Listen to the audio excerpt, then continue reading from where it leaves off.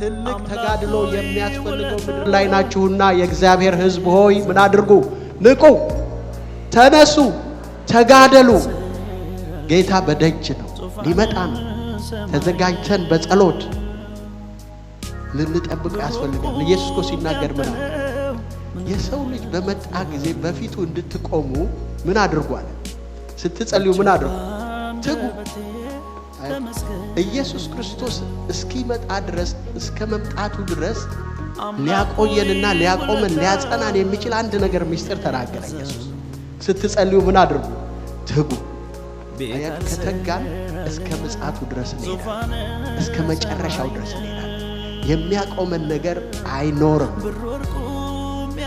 ትልቁ ነገር ከጌታ ከኢየሱስ ክርስቶስም ሕይወት ከመጽሐፍ ቅዱስም የምንማረው ዋነኛውና ኃይለኛው ነገር ጸሎት ነው።